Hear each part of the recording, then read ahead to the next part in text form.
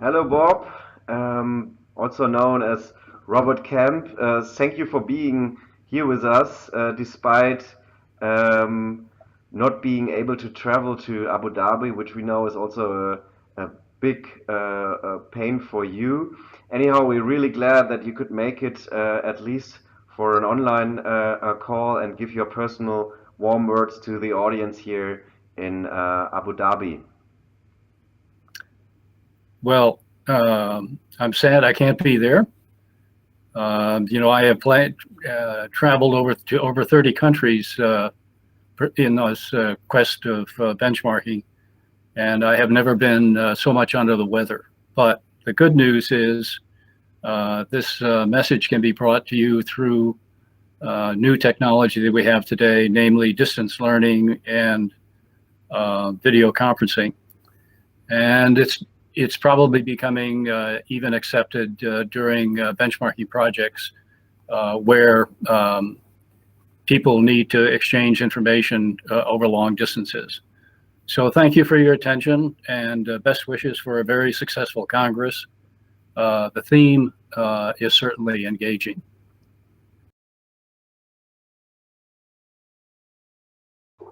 So, Bob, tell us more about your background and how and why you started benchmarking. Well, I'm delighted. As people know, I worked for Xerox. I was in the logistics organization, and Xerox had popularized benchmarking.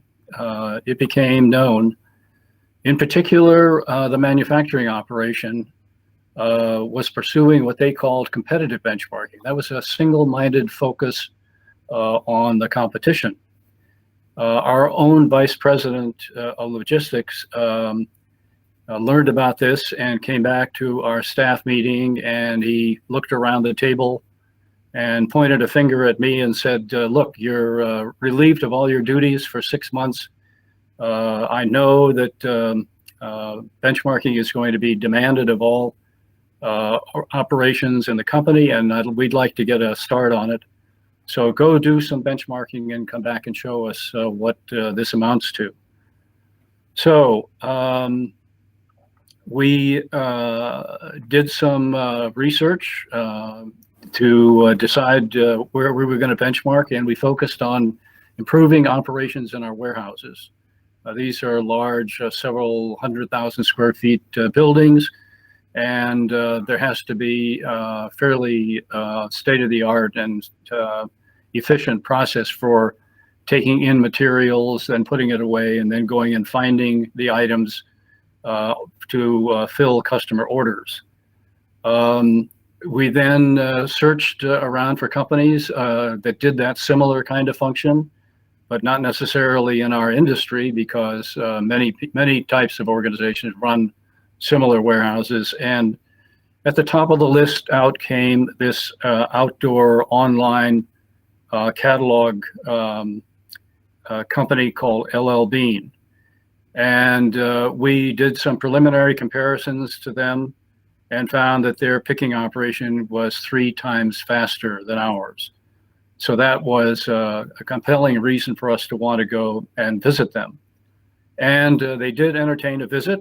And what we learned was 2 primary things. One of them was that they arranged their materials by velocity, meaning the fast movers were closest to the picking line.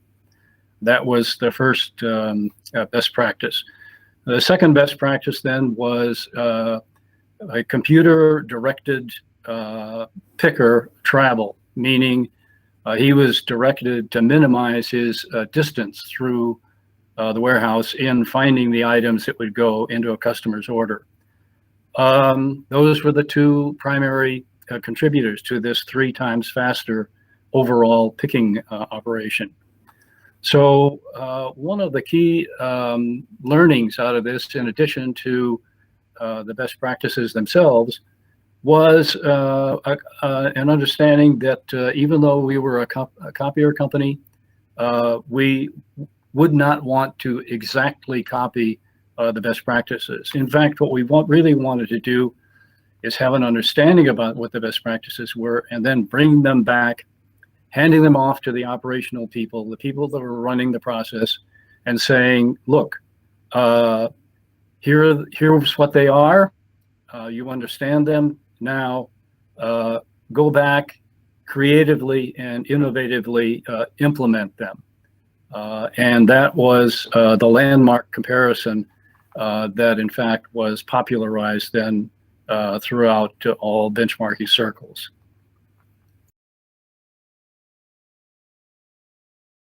What would you say is benchmarking for you?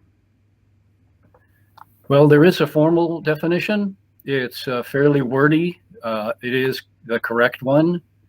I won't cover it because it's kind of long, but let's get to the essence of what benchmarking is. And to do that, I'd like to mention that some time ago, a number of years ago, even before the benchmarking term was coined, a local humorist by the name of Will Rogers said, look, you must learn from others. You must learn from others because you can't possibly live long enough to make all the mistakes yourself. So a key, essence of benchmarking is learn from others.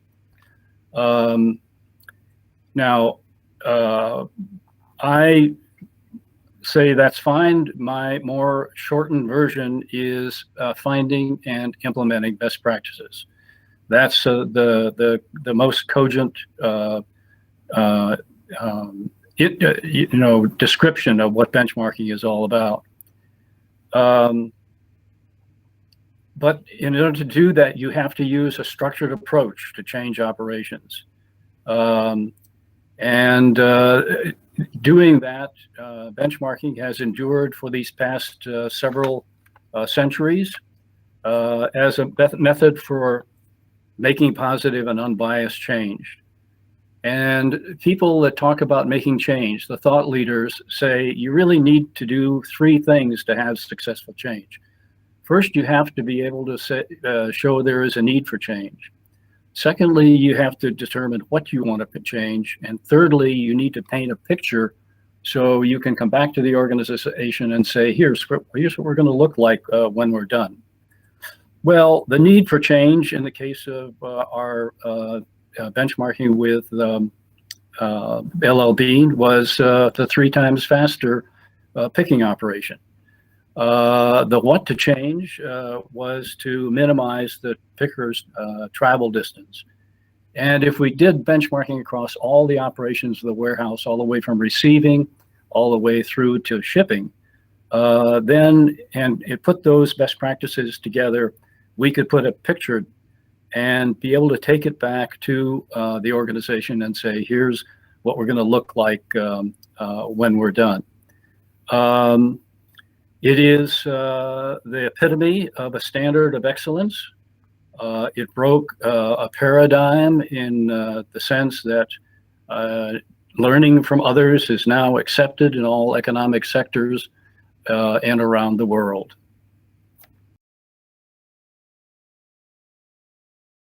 Bob, when you started benchmarking and when you made a methodology out of it, were you aware that you would change the management for the next decades? The short and very cryptic answer is no. I never in my wildest imagination felt that it would be so extensively accepted and practiced. It was a real surprise to me. Nowadays, however, it's pretty well embedded in the suite of performance improvement tools that people have, and they can choose to use that. I normally find that it's embedded in the performance improvement process, which most companies have as part of their overall kit of tools to improve. It's not a fad. It's not here today, gone tomorrow. It's been around for over 30 years. And the reason is because it works. It has been successful, proven successful, and people turn to it time and time again. Recently, we've seen a lot of new technologies coming up, and for sure, also benchmarking is in this environment with a lot of changes. How do you think technology will in the future influence benchmarking? Well, there are several considerations. Number one is that we see the process pretty much remaining the same. The key steps are what to benchmark, whom to benchmark, and then going and accessing all the information sources in order to make sure that you had canvassed all the relevant databases. The process is going to remain the same, but the technology that supports that process are the things that are really going to make a difference in the future. It's the search for exemplary work process methods. That's what best practice benchmarking is all about. And all the electronics that we have, just like this distance learning video conferencing that we're using right now, is a key contributor to making benchmarking more efficient and in many instances possibly effective. And as well as then search engines to find where, in fact, we will either A, find companies that have best practices and we should research further, or B, understand actually what those best practices are in some depth. Those are things like diagramming software and other software to put together the baseline of yourself, which you in turn can then take to the best practice partner and then have that motivate them to want to participate because they will see they will also more than likely learn. So those are key technologies, but there's one more thing, and that is in the early days of benchmarking, studies were done, projects were done, but they were not cataloged. But today, there are available prepackaged benchmarking case studies. And these are another thing to go searching for. They typically reside in databases of professional associations and other similar kinds of organizations that have interest in their members knowing how to go out and improve. Excuse me. Yes.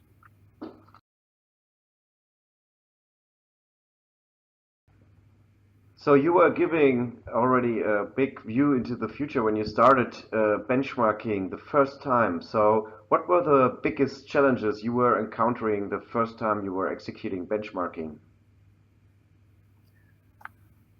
There was a huge disbelief and skepticism of this approach.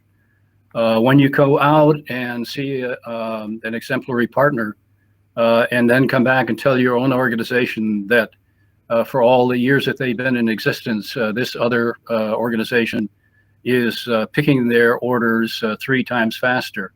That's a huge shock to the organizations. You got to realize that most of these are very, very proud people. They're proud of what they've done with their operation. And for them to all of a sudden find that somebody is doing something so significantly different that the shock is just something that is difficult to internalize. That's one of the reasons for one of the key learnings we came away with, and that is to make sure that there is adequate preparation before going out and doing benchmarking, so that you can ensure yourself that you have an exact one-for-one comparison, and you can not only describe what the differences were, but you can measure the differences and not have them be at all unambiguous. 3 times faster velocity, staging of materials, minimizing travel distance.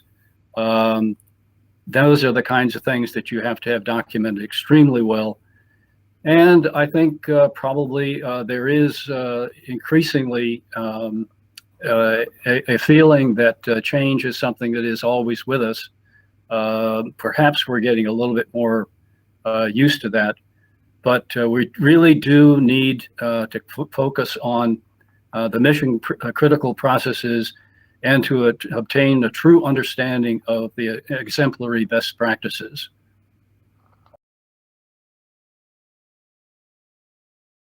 So one time, as you said, you were new to benchmarking as well, and we still have nowadays organizations which are just starting with benchmarking.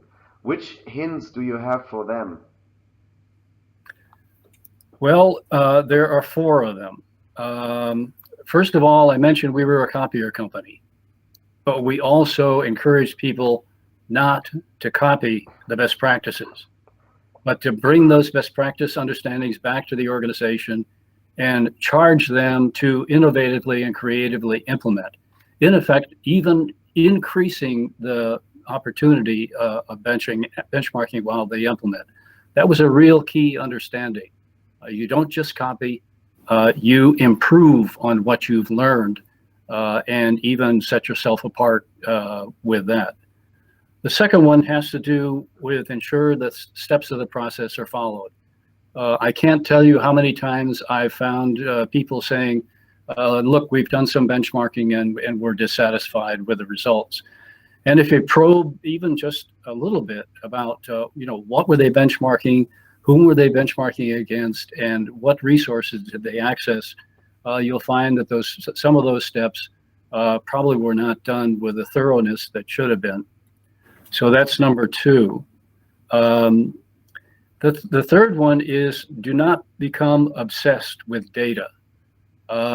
Your grade and probably effort in doing benchmarking is probably 85% concentrating on the understanding of the best practices, and only 15%, at least in my opinion, on getting performance measures that will substantiate the output of the best practices. People have a tendency to think this is a numbers game. It's not. A couple few key leading indicators, perhaps 3 to 6 and so forth. All we needed was a number that said, hey, the picking process was so many picks per man day. That was it, no more than that. That said, hey, there's 3 times faster. And then lastly, searching. You can certainly use Mr. Google, there's no question about that. But searching on the internet is like fishing in the ocean. It's probably going to give you what you want, but the level of thoroughness that you need to go through in actually searching, where you are really not an expert at doing that, I always recommend that people use the services of a research librarian. Those people know the databases that should be accessed. Those people know what are the key words to be used for the topic that you're researching, and they're the ones that should be, part of the benchmarking process. So those are the 4 key lessons learned that we've had, and we stress them quite often.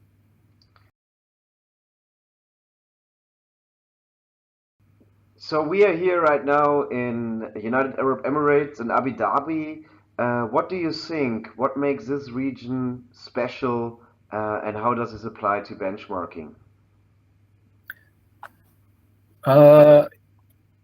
That's a little bit of a challenge to answer with any real definitive response,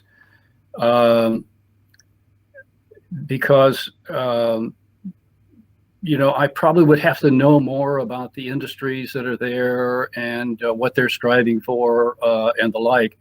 However, I have been to Abu Dhabi. I've been to Dubai several times, and I know that the UAE is becoming quite a high-tech industry location. And the benchmarking really started in the high-tech industry. And there should be many opportunities to share and improve processes to improve business results in the UAE, just as there has been elsewhere in the world. So I would certainly simply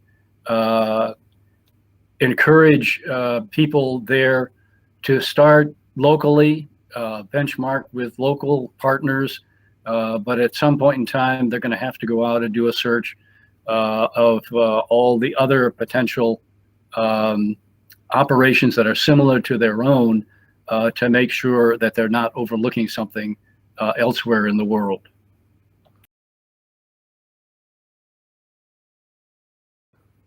So we are here now with our international benchmarking conference, with the Global Benchmarking Network, which has had a quite good development in the recent years. Also nowadays with the Global Benchmarking Award that we are promoting. Could you tell us, you as a founding member of the Global Benchmarking Network, how was it established and what was the mood at that time? Well, the origins of the GBN, Global Benchmarking Network, where, as you mentioned, I was a founding member, was a situation where we had been doing some benchmarking in the US, but there had not been quite as much exposure to it in Europe or Southeast Asia. And I had visits by representatives of those countries, and they asked me to come and put on an awareness session in Manchester, England. And it turns out that they actually had to move the venue from where they originally thought would be adequate to using the Opera House in Manchester. It was literally the only location big enough to hold all the people that wanted to come and understand this new technique. So after those experiences, it became obvious that we were going to have to do something to satisfy this demand. And we had a handful of representatives. I think there were 4 or 5 of us that eventually assembled at a castle in Stratford, England, the hometown of Shakespeare, as you know, and held a meeting. One of the really interesting aspects of this meeting and where we met was when we went into the entryway, here was this big statue of a knight in shining silver armor, with a sword, in front of him, kind of either a greeter or a protector. We weren't quite sure. But anyway, the objective was to decide, what was going to be the initiative for benchmarking. And motivated by these hugely successful workshops that we had. The consensus was that we form an organization that would spread the message of the art and science of benchmarking worldwide, and found competency centers in the countries that they represented.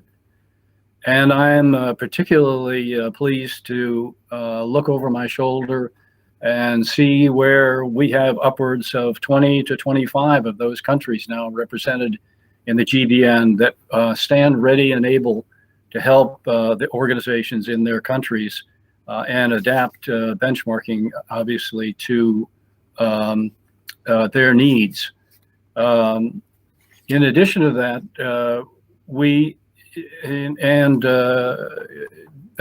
best practice benchmarking has been recognized by the American Society for Quality, with a distinguished service medal as the new contribution to quality technology in pursuing the capture, exchange, and adoption of best practice worldwide to become the best of the best.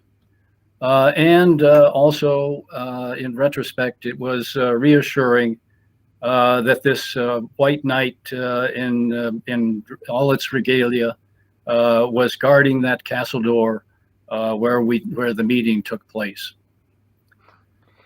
So thank you very much. I trust the Congress has met people's expectations, and I hope to experience Abu Dhabi sometime in the future. Yes, thank you. The very Dr. best regards. Thank you, Dr. Robert Camp, or also called Bob. Some say you are the inventor of benchmarking. How would you answer to this? Well, I've been complimented in many instances with being called the father of benchmarking, and that may be a little bit of a stretch. Maybe something on the order of the uncle of benchmarking would be appropriate. But I appreciate it very much. I'm just extremely pleased with the success of this venture. And I am a proponent of it, as you can see. And I,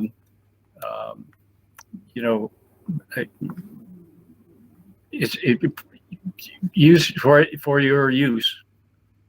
Yeah, thank you, Dr. Robert Camp. Thank you. All the best to the to America, and please get well soon.